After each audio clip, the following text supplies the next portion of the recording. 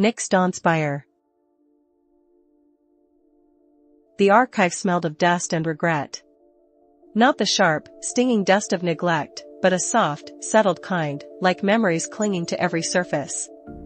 Nyx Dawnspire, they called me, though most days I felt more like a shadow among the stacks. My work was simple: catalog the forgotten correspondences, the missives written in inks that faded with time, the secrets whispered on brittle paper. The invisible ink archives weren't about what was said, but what was meant. Each day was the same, a quiet rhythm of sorting, labeling, and a growing sense that the stories held within these walls were more alive than my own. The disruption came in the form of a single envelope, unmarked and delivered by a courier who seemed to disappear into the fog as quickly as he arrived. It wasn't the envelope itself that was unusual. We received unclaimed letters all the time, but the ink.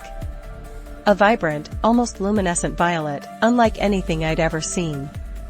When I held it to the light, faint symbols shimmered beneath the surface, symbols that weren't of any known language.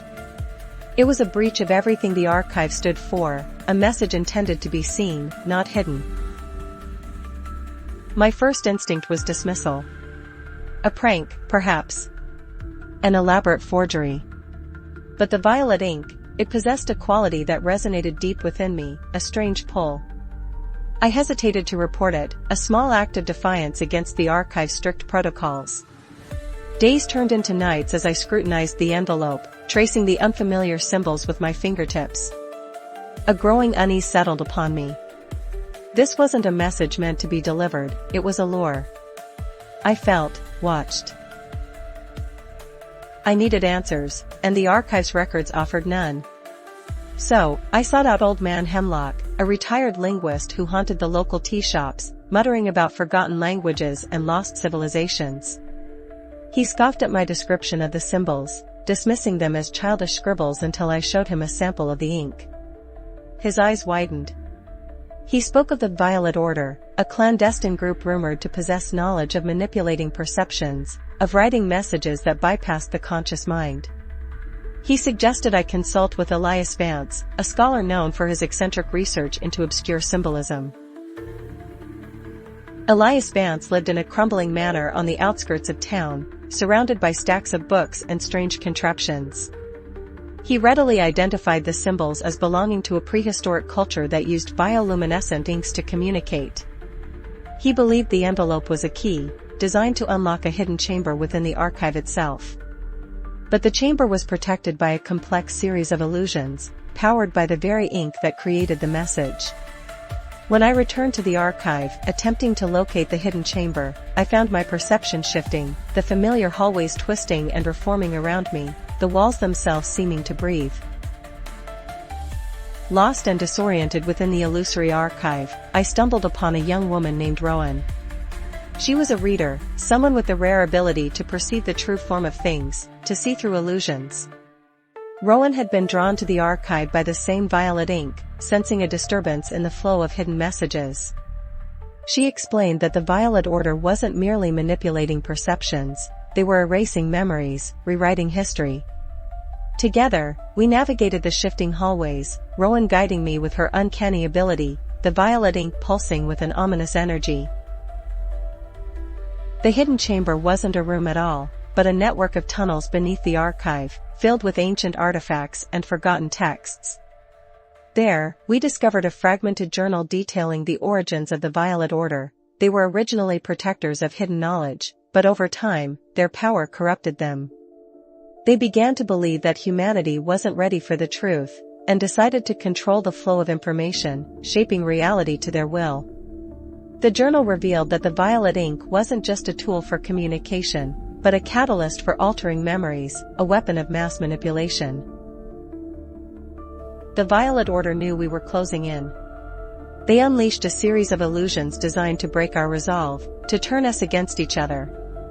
Rowan's abilities were tested to their limit, her mind straining against the onslaught of false realities.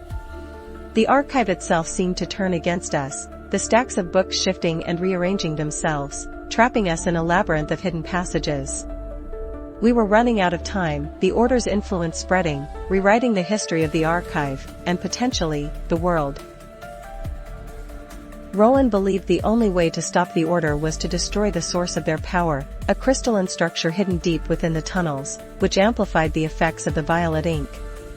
But destroying it would also erase all the hidden messages contained within the archive, sacrificing centuries of forgotten knowledge. It was a choice between preserving the truth and protecting the world from manipulation. I decided we had to destroy the crystal, prioritizing the safety of the present over the secrets of the past. We confronted the leader of the Violet Order, a figure shrouded in shadow, in the heart of the tunnel network. He revealed that he believed he was saving humanity from itself, guiding them towards a more harmonious future. He unleashed a wave of illusions, attempting to overwhelm us, to rewrite our memories. Rowan and I fought back, using our combined abilities to pierce through the deception, focusing our will on destroying the crystalline structure.